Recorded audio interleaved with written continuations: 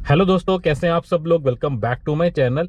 एक टर्म आप लोगों ने सुनी होगी, बम्पर टू बम्पर इंश्योरेंस। अब ये जो बम्पर टू बम्पर इंश्योरेंस होता है ना, इस पॉलिसी को लेके इतना ज्यादा कंफ्यूजन रहता है और कई बार लोग कंफ्यूज रहते हैं कि क्या, जैसे ये नाम सजेस्ट कर रहा है बम्पर टू बम्पर, मतलब फ्रंट बम्पर से लेके रियर बम्पर, या आप कह सकते हो रियर बम्पर से लेके फ्रंट बम्पर तक कुछ भी गाड़ी में नुकसान होता है, आप क्लेम के लिए पहुंचते हो, क्या हर चीज कवर होती है, हर नुकसान कवर होता है, या कुछ चीज ऐसी होती है जो इस चीज के अंदर कवर नहीं होता है। मतलब क्या चीज इंक्लूड है और क्या चीज एक्सक्लूड है, और क्या हमें ये पॉलिसी लेनी चाहिए, इसके अंदर कुछ लिमिटेशंस होती हैं, साल भर के अंदर कितने क्लेम ले सकते हैं। इस तरीके के बहुत सारे क्वेश्चन या कंफ्यूजन रहती है। अगर आप लोगों को जानकारी पसंद आती है तो प्लीज वीडियो को लाइक, शेयर, चैनल को सब्सक्राइब आप लोग जरूर कर लीजिएगा। आप लोगों ने एक टर्म सुनी होगी, जीरो डेप या जीरो डेप्रिसिएशन। तो जो जीरो डेप्रिसिएशन होती है ना, उसको कई बार बिल्कुल सरल भाषा में बोल देते हैं कि बम्पर टू बम्पर।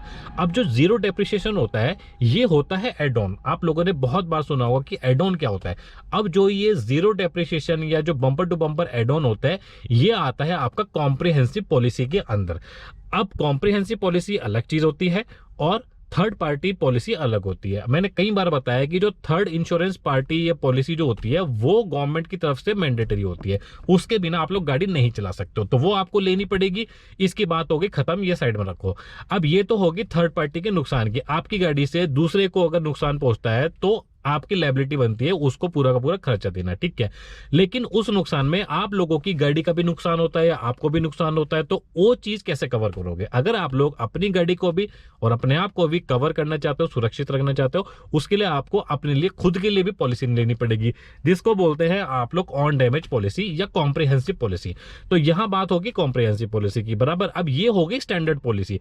अब आप लोगों ने एक चीज देखी होगी कि जब भी आप खाना खाने जाते हो, जैसे मान लो कहीं होटल में बुफे सिस्टम होता है या शादी में भी बुफे सिस्टम लगता है बराबर।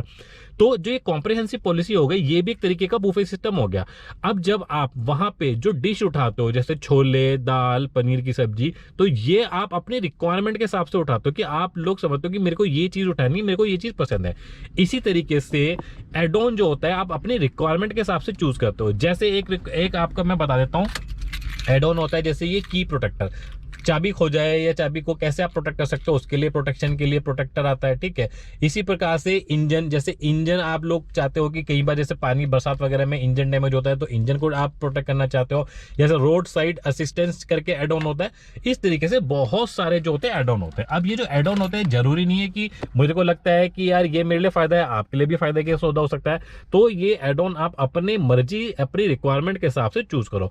उसी के अंदर ये जो जीरो डेप वाला जो एड ऑन होता है ना, या बम्पर टू बम्पर वाला एड ऑन होता है, ये आप as a add on opt कर सकते हो। इसके लिए आपको कॉम्प्रिहेंसिव पॉलिसी के अलावा थोड़ा सा एक्स्ट्रा प्रीमियम और देना पड़ेगा बराबर। स्टैंडर्ड पॉलिसी के अंदर आप लोगों को बताता हूं क्या होता है कि जब भी आप क्लेम करने के लिए जाते हैं ना, तो कुछ डेप्रिशिएटेड वैल्यू काट के आप लोगों को क्लेम मिलता है बराबर। बट इस जीरो डेप के अंदर कुछ भी आपका डेप्रिशिएशन जो है कंपनी, इंश्योरेंस कंपनी नहीं काटेगी। जितना क्लेम आप दोगे कंपनी को, मान लो 20,000 का आपने बिल बनाया, वो 20,000 रुपए का आप लोगों को पूरा क्लेम मिल जाएगा। बट जो फाइल चार्ज है वो आप लोगों को देना पड़ेगा, वो तो स्टैंडर्ड देना पड़ता है, ठीक है।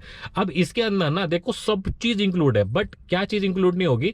जैसे मान लो कि ऑयल लीकेज की वजह से या बरसात में पानी की वजह से आप लोग अपने इंजन को खराब कर दे, तो वो चीज इंजन डैमेज आप लोगों का कवर नहीं होगा। उसके लिए अलग से इंजन प्रोटेक्शन का जो एड ऑन होता है वो आप लोगों को लेना पड़ेगा। इसी प्रकार से जो कंज्यूमेबल्स होते हैं ना, जैसे ऑयल्स वगैरह होते हैं, अब जैसे ट्रांसमिशन फ्लूइड हो गया, ब्रेक फ्लूइड हो गया, या वाशर फ्लूइड हो गया, या आपके गियर में जो फ्लूइड डलता है, जो ऑयल डलता है, ठीक है, जो टॉपअप होता है, वो कंज्यूमेबल्स वगैरह भी आप लोगों का इस पॉलिसी के अंदर में कवर नहीं होता है। सपोज करो कोई मैकेनिकल ब्रेकडाउन हो गया, जिसकी वजह से आपकी गाड़ी में कुछ मैकेनिकल फेलियर होने की वजह से कुछ प्रॉब्लम आती है, तो ये सब चीजें जो होती है ना, ये इसके अंदर कवर नहीं होगी। जैसे गाड़ी के जो टायर्स होते हैं या जो बैटरी होती है, ये चीज कवर नहीं होगी, क्योंकि ये क्या होता है, ये वियर और टेयर होती रहती है। आप अपनी रिक्वायरमेंट के हिसाब से जो है इस चीज को खत्म करते हो। तो आई होप आप लोग समझ गए होंगे कि क्या चीज इंक्लूड है और क्या चीज इंक्लूड नहीं है। जैसे डेप्रिसिएशन क्या होता है स्टैंडर्ड पॉलिसी में, कुछ देखो, जैसे मेटल के पार्ट्स होते हैं, रबर के पार्ट्स होते हैं, नायलॉन के पार्ट्स होते हैं, ठीक है, ग्लास फाइबर के पार्ट होते हैं, वुड के पार्ट होते हैं। इनके ऊपर क्या होती है, डेप्रिसिएशन कॉस्ट लगती है, कितना कितना परसेंट काट रहा है डेप्रिसिएशन, वो मैं स्क्रीन पर आप लोगों को दिखा दूंगा, वो आप लोग एक बार देख लीजिएगा। बट हाँ, एक चीज आप याद रखना कि ये जो जीरो डेप्रिसिएशन वाली जो पॉलिसी होती है ना, जब आप क्लेम करते हो साल में, इसमें कुछ लिमिटेशंस होते हैं कि साल में आप कितने क्लेम ले सकते हो।